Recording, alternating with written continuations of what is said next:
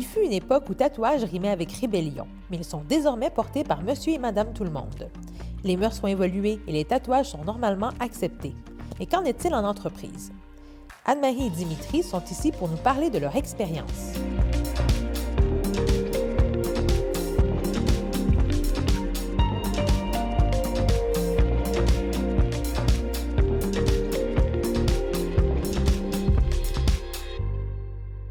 Anne-Marie, Dimitri, d'où vient votre passion pour les tatous? C'est un peu étrange. Je me souviens, j'étais à un spectacle de Dillinger Escape Plan. J'étais en bas âge, je pense que j'avais 16 ans.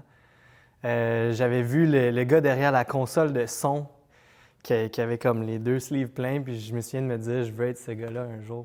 Puis après, c'était d'année en année ou comment ça s'est passé? Juste, ouais, périodiquement, comme ça devient un peu comme une addiction. La rage te prend, puis tu te dis, ben, je suis dû pour aller me faire tatouer.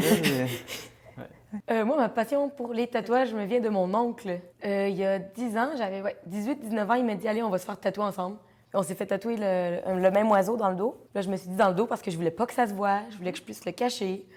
Puis là, j'en ai fait un, puis j'ai fait « c'est le fun! » Puis comme Dimitri dit, là, c'est un besoin.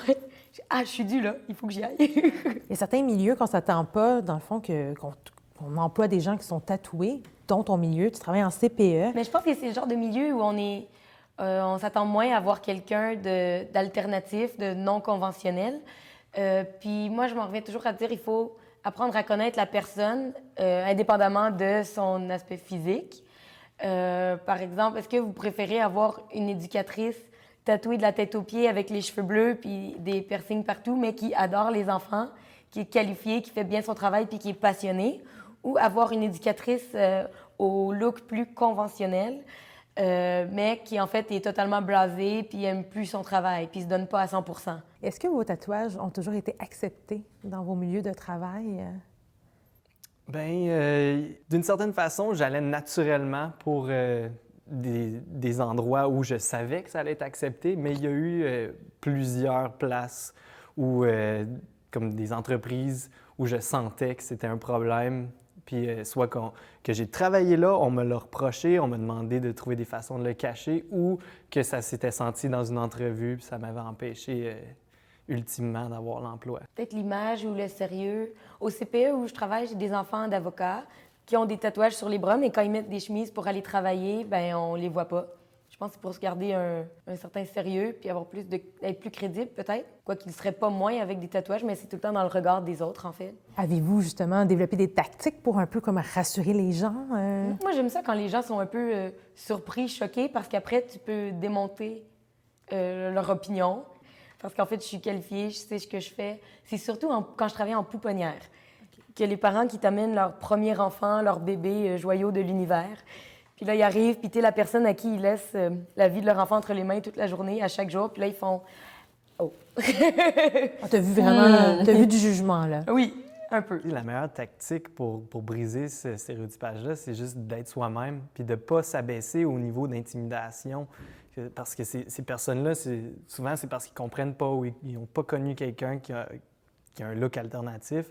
De juste être toi-même, puis de montrer que tu es capable d'être confiant, de bien t'exprimer, puis de juste être une bonne personne, c'est la meilleure façon de briser l'opinion qui est formée. Est-ce que vous pensez que c'est générationnel, l'ouverture face au tatouage? Je pense que c'est peut-être pas tant générationnel que de ta position à ton emploi. Par exemple, la directrice qui m'a engagée, j'étais arrivée avec les cheveux mauves une journée, puis elle m'a dit « Oh, j'aimerais ça avoir les cheveux mauves moi aussi, mais je peux pas. » J'ai dit « Pourquoi tu peux pas? » Je pense que c'est plus ton grade, ton niveau, ton emploi en soi, qu'il y a des gens qui se le permettent pas, puis peut-être que ça passerait pas non plus. Puis, si vous aviez un conseil à donner aux employeurs du Québec pour faire progresser la société, quel serait-il? Bien, de ne pas juger quelqu'un par rapport à ses tatouages comme tu ne vas pas juger quelqu'un par rapport à sa coupe de cheveux. C'est le discours. Comme quand je suis passée en entrevue, on a parlé de la pédagogie, puis j'ai vraiment juste été jugée sur ma pédagogie, puis mon approche des enfants, puis de l'éducation. Puis c'est ça qui est important, c'est les idées que tu as dans ta tête plus que ton physique. Puis je pense qu'on est un bon exemple du fait que la qualité esthétique d'une personne ne devrait pas être déterminée par le fait d'avoir des tatouages voyants ou non.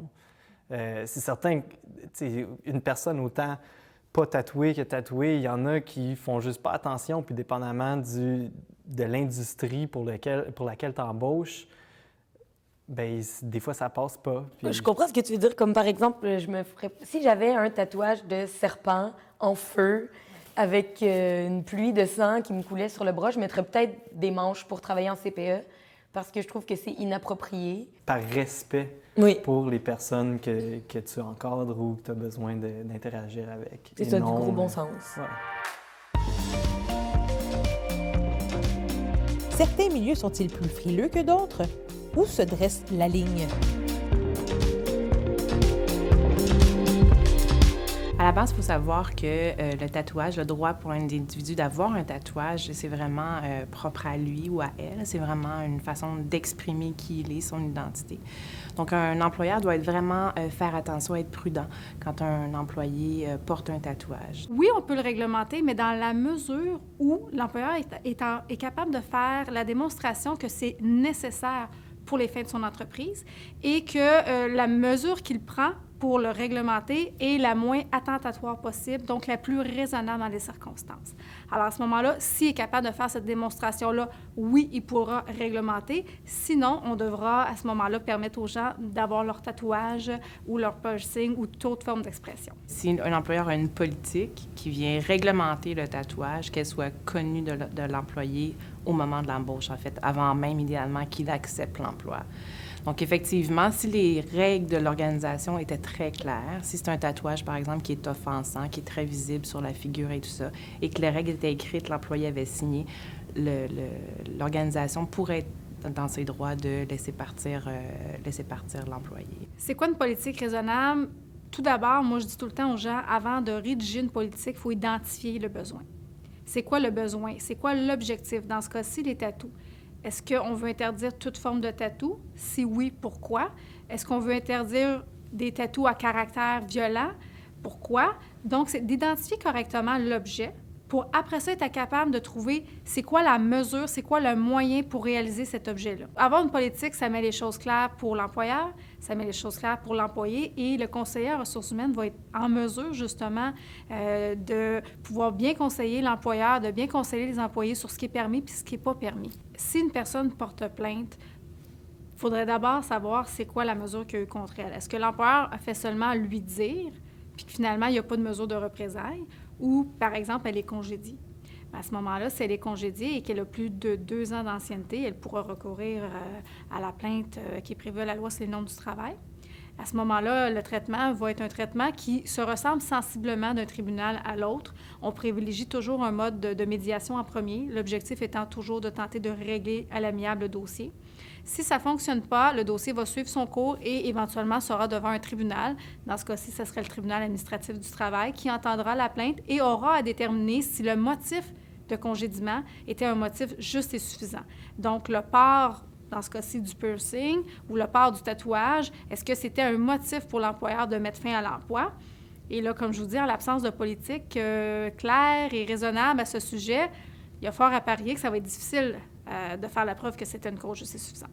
Les professionnels en ressources humaines, les CRHA, les CRIA sont formés, sont habilités pour juger la candidature d'un individu sur les compétences, sur les réalisations et non sur l'apparence physique. On parle de tatouage, on pourrait parler de piercing, on pourrait parler aussi d'autres éléments qui viennent dans cette fameuse première impression-là qui joue, mais les professionnels et les gestionnaires devraient faire attention. C'est important d'avoir un processus d'entrevue très rigoureux. On passe à travers toutes les questions, on écoute les réponses, essaie d'aller au-delà de cette première impression, puis on va chercher les gens compétents. Les tatous, les piercings, c'est pas un indicateur du tout de compétence ou non. Donc, il y a des gens très, très compétents qui ont plein de looks, plein de styles, puis c'est cette beauté d'expression-là qui est riche dans nos organisations. En tant que futur expert RH, vous aurez le pouvoir de faire évoluer les choses.